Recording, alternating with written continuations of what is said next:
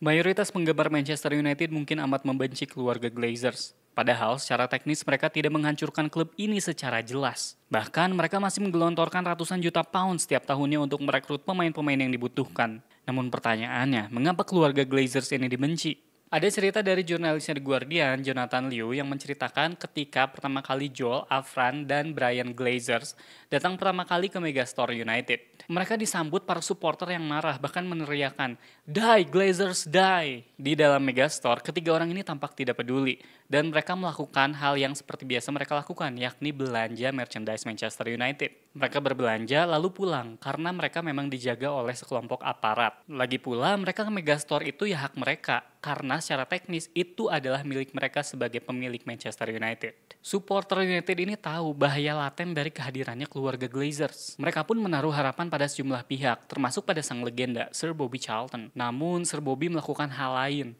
Ia malah meminta maaf kepada keluarga Glazer atas perlakuan supporter United. Rasa pengkhianatan juga dirasakan oleh supporter United saat CEO United saat itu, David Gill, justru menjadi orang yang pertama yang menyalami keluarga Glazer saat turun dari mobil. Padahal ketika masih menjabat sebagai CEO, Gill ini justru yang paling menolak adanya kehadiran Glazers. Namun ia yang malah membuat transisi perpindahan kepemilikan ini menjadi lebih lancar, yang membuatnya mendapatkan gaji 2 kali lipat. Tapi bukan itu yang paling menyedihkan.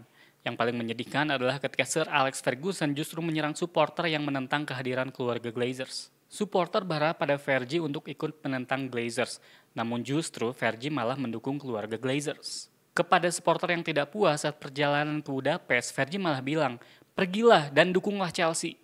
7 tahun setelah pembelian MU oleh Glazers, sikap Fergie masih tetap sama, yakni tetap membela keluarga Glazers. Ia bilang kalau banyak supporter klub justru merasa kalau mereka adalah pemilik klub. Dan akhirnya satu-satunya harapan supporter Manchester United adalah pemerintah Inggris. Namun ketika itu pemerintahan Inggris yang dijalankan oleh Partai Buruh justru menolak untuk menyelidiki lebih lanjut pengambil alihan Manchester United tersebut. Padahal banyak anggota parlemen mereka yang mendesak untuk diadakan penyelidikan. Pun dengan para media yang memilih untuk menjilat Glazers karena mereka mendapatkan imbalan. Karena hal ini, kekuatan Glazers sebenarnya tidak berasal dari mereka sendiri, tapi juga dari semua orang yang berpengaruh bukan cuma di United tapi juga di Inggris.